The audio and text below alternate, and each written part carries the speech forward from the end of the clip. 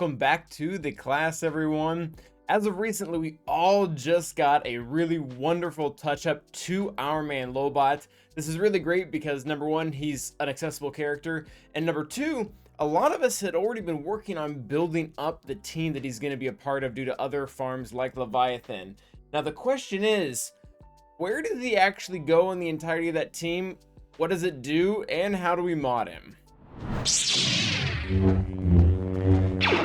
So those are going to be the three endeavors of this video. We're going to talk about modding, we're going to talk about what the actual team comp looks like, and then on top of all that, what is the goal of this? What is the goal of modding him the way we're going to be modding him, as well as the team comp we're going to be putting him? And to really decide that goal, we need to start looking at what the sortie team is doing as a whole. I guess if you've missed it by now, Lobot, essentially his entire rework is based around the fact whenever he has a light side droid leader in the leader spot, that'll make him not only work really well with droids now, but it will actually make him become a droid so that he doesn't just get to help them, but they get to help him as well. That being said, what is Sortie's place in the game? Because she really is kind of the only main light side droid lead right now. That's really how his entire kit was engineered. Droid is primarily a defensive team, not just in practicality, but also on paper. It just makes sense with everything that she is offering. When we look at her leadership and everything that it gives to the team, it's not really made to just go in and destroy teams through a strategic amount of attacks. It is made to frustrate and annoy you when you're trying to beat it on defense, because it has a ton of defense. They have a bunch of health and protection recovery, and then on top of that, they somehow invented a new revive mechanic that bypasses insta kills.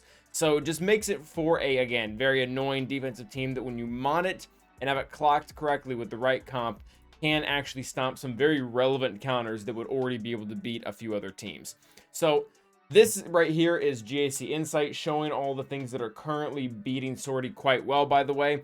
I want to take a note that we're not going to try to stop all of this. There are just some normal counters that unfortunately Lobot isn't going to come anywhere close to stopping, particularly CLS and General Skywalker. These two comps, I guess you can't see right now because it gets cut off, but General Skywalker has a 99% win rate against Sortie. That's not really what we're after. That's fine. If someone wants to use a General Skywalker on my Sortie Lobot on defense, that's kind of a win for me, as that's just a much more expensive team. That being said, there are a few middle of the ring counters that I would really like to stop, or at least make them harder if someone's lacking in their mods or they're just not paying that much attention to strategy. So the three counters we're going to be looking at making more difficult, maybe not entirely stopping, are Wampa, Grievous, and Bad Batch. There are a lot of attempts throughout these three different teams. They're some of the most common counters out there. So not only are they relevant, but we have a chance at actually stopping them. And the big common theme throughout all three of these teams is they are all heavy debuff teams. Grievous primarily working with a multitude of target lock and buff immunity. Bad Batch, I think they have everything. And then Wampa primarily with healing immunity and dots. And this is really a great combination for Lobot to come in and help Sortie, because his whole thing, not his whole thing, but one of his biggest things in his kit is he is going to cleanse debuffs and turn that into offense that we can then use to actually kill the opponent's character. So that is the whole intention of what Lobot is doing on the Sortie team. We're trying to make these counters specifically more difficult on defense. Again, realizing we're probably not just going to drop them down to a 0% win rate, but if I can take an 80 counter down to a 60%, that's a win in my book. So coming back to Lobot himself, how do we do that? How do we mod him in such a way that on the Sortie team he's going to be accomplishing those goals for us? So first, we need to take a look at Lobot's base stats, and I have some bad news for you guys. I mean, it's kind of is what it is, but they suck. I'm very excited about Lobot's rework. I think CG did a great job as far as the actual abilities and his two uniques. They're awesome. We'll talk about them here in a little bit when we discuss team comps. But my gosh, my dude's base stats are 7 years old. Oh my gosh, these suck. So I realized we don't have the full Gear 13 Lobot, so we're a little bit missing of his stats in general. But 30% potency and 20% tenacity is really bad. When I first started to think about him and stopping counters like Bad Batch, my instant thought was, oh, let's load him up with a ton of tenacity.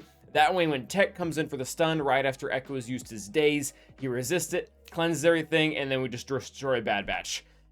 it's a complete fool's errand. Even if you load him up to the max with all tenacity sets, the primary and secondaries, and you include his unique that gives a little bit of tenacity, you end up at most with about 200% tenacity on him. And that really just doesn't do anything at all. Because when, again, looking at those specific counters like Bad Batch, they're going to come in and be able to stun him and stop a lot of things from happening. Tech already has a base amount of like 100% potency. You top in some mediocre potency modding that doesn't even use a potency set, and you throw on Hunter's Lead, you're already at 200% potency, meaning 200% tenacity is completely pointless. You will, I mean, you might resist it 15% of the time because of how the kit works in general, but the modding is completely wasted. It's not going to get you anywhere. So we're not going to do tenacity because unfortunately his base stats suck. I'm not even that huge on potency. Potency is okay. The reason why I'm not huge on it is, again, this already sucks, and we're going to look at the rest of the team comps here in a second. The whole team itself actually has a lot of ways to boost up potency, sometimes in unlimited ways. So this isn't really all that important. I do think what he really wants the most is a speed set for two reasons. Number one, can't really use much else. Like, offense isn't that good on him. Full health sets isn't that good on him. Again, all going back to all the stats not being that good. Even his speed, quite frankly, isn't that good. But the more he can cycle through turns and use his optimized cleanse to not only give more turn meter, but to cleanse. And when he cleanses, he is going to, again, this is kind of our big thing for him. He is going to give them 5.5% critical damage stacking for 2 turns. So if you're going up against Bad Batch and you have 10 debuffs or whatever it is that you would get from all their exposes and stuff like that, and you're swapping it, you're giving your whole team 55%, or rather the units being cleansed, 55% critical damage. And the more you can cycle through and do that, not just giving more crit damage, but actually, you know, getting them out of the stun and doing damage, allowing them to take their turns and heal. That's really what Lobot is all about. So that's why we kind of landed on the speed set. And the other thing that is really nice with the speed set is Lobot has percent speed built into his kit, which is amazing because it's based off of whatever you can get him to. It's not just like a flat 20 or a flat 30 or 40. 5% speed, or rather ending in 25% speed after you factor in all 5 droids in the team. I think it's actually like 27. You can get him pretty stinking fast up there. I mean, even with a really mediocre modding, that's already 50 bonus speed. And if you want to go crazy on him and get him to a higher number, it'll be even more because it's percent based.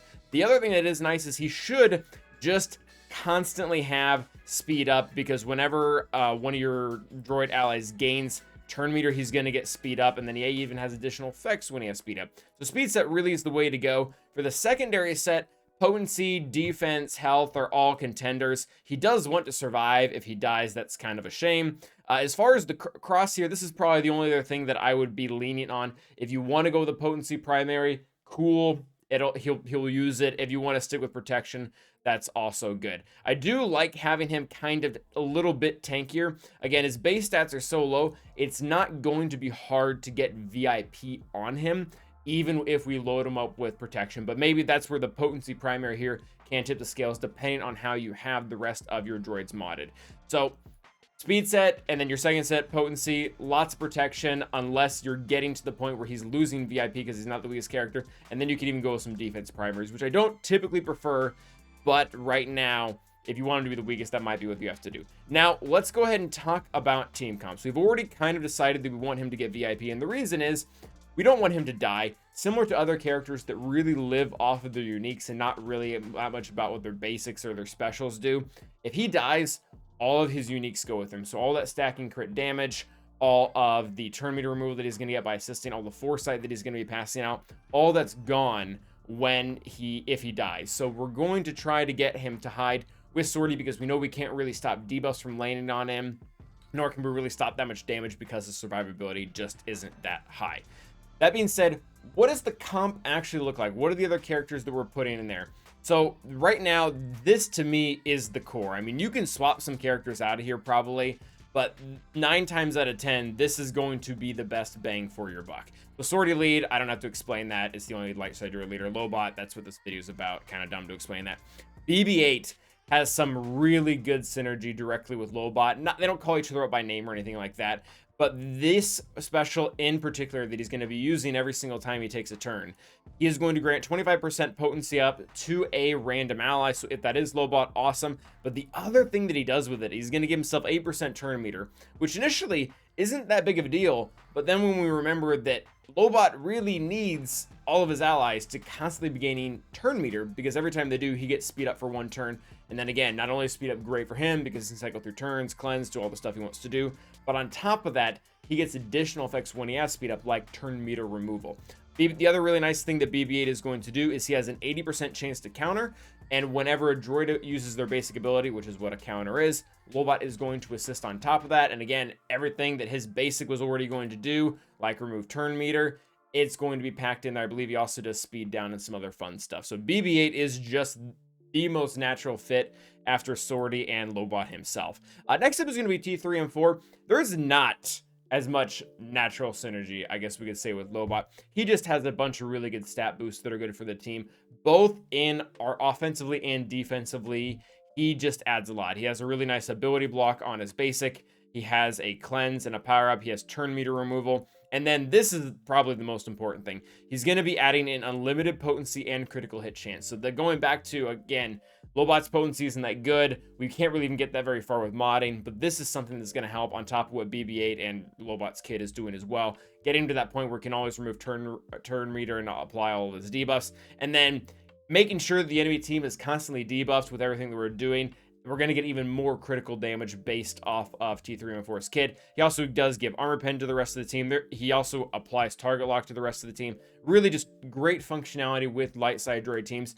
And really, one of the bigger, more maybe important pieces, he's not being used anywhere else. And we're going to see this is going to become a common theme with the rest, or rather the 5th member on the comp, is that they all kind of get pulled in one direction depending on what you're doing. But the good news is, I think Lobot and Sortie are going to have multiple good teams that if you're using IG-11 with Scoundrels or something like that, you're not just totally screwed.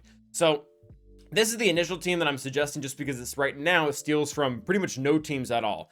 The issue with this is, and we made a whole video about this, so we don't need to talk about this right now, R2-D2 is very likely getting stolen by Galactic Legend Leia. So if you don't have her and you have R2 and R7 because you had to for Jedi Master Luke, this is a great home for the team. He adds an extra benefit where he is going to allow the entire team to dispel themselves, or rather cleanse themselves, whenever they get a critical hit, which again still wraps into Lobot's whole gaining crit damage thing. He also increases the team's crit chance and just overall stats because he's in a heavily droid functioning team. He also gets to assist every single time BB-8's going to counter, meaning Lobot can actually counter twice, I believe.